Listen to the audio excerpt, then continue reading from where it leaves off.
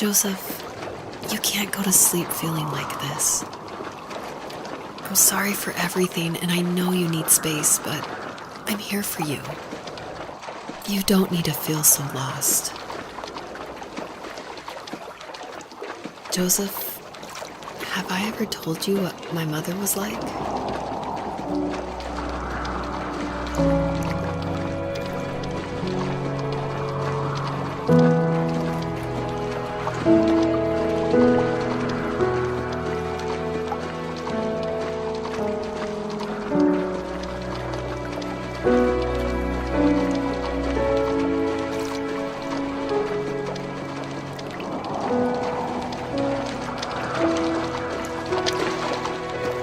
You know what it's like not to have a mom at home. And you know how hard that made my childhood. What helped me was watching the birds in the morning before the school bus came. I thought that my mother was one of those birds, and it made me want to be free like her. My mom taught me how to fold origami cranes while she was in the hospital. So I told myself I would fold one every day until I could fly myself. I think we both have always loved animals, and for me that love started with a dog. Sometimes this Rottweiler would come up to our property line and wait at the fence for me, but only once in a while. I was sure to check every day immediately after school, and it usually ended in disappointment. I would even steal money from my passed-out dad just so I could buy these off-brand dog biscuits. Even when she did stop by, she never went beyond the fence. Why was she so scared? I think my dad was the opposite of your dad in almost every way, except he was in the military as well. He coped with alcohol of every kind. The trailer started falling apart, he got angry, and I withdrew.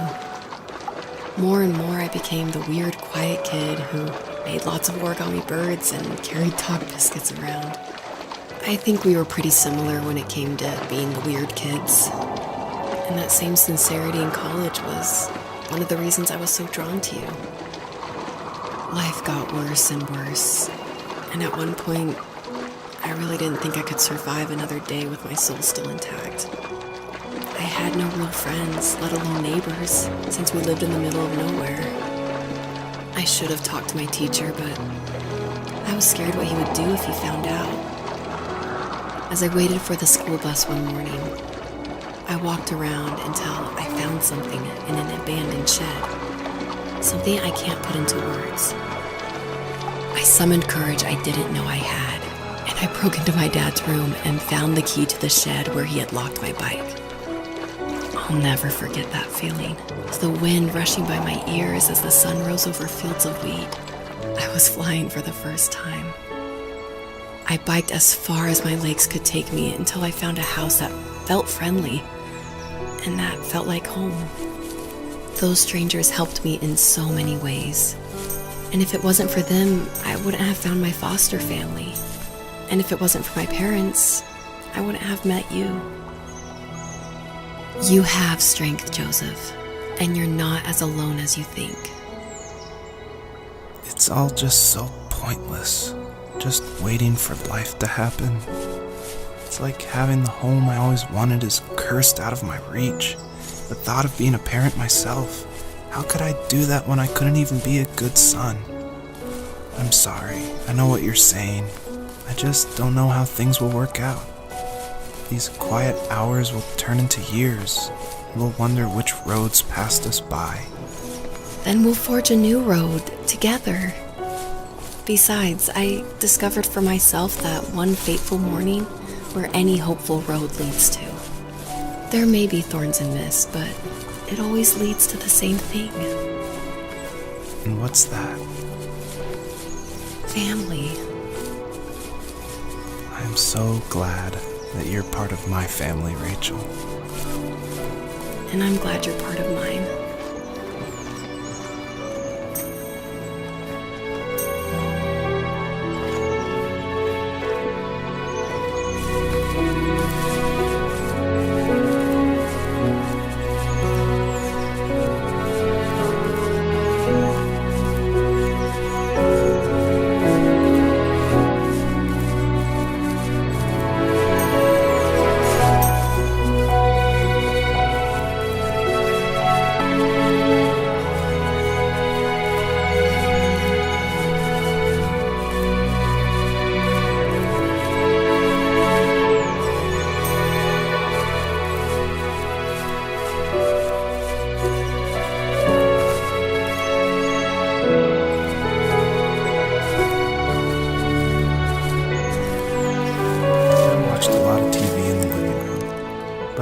mostly was my dad's den, his haven. He hung sketches of animals on the walls, along with a pair of caribou antlers.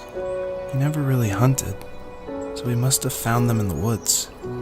It wasn't a trophy for a kill he made, but a reminder that after we've died and left this earth, we're still remembered by the most unlikely of individuals.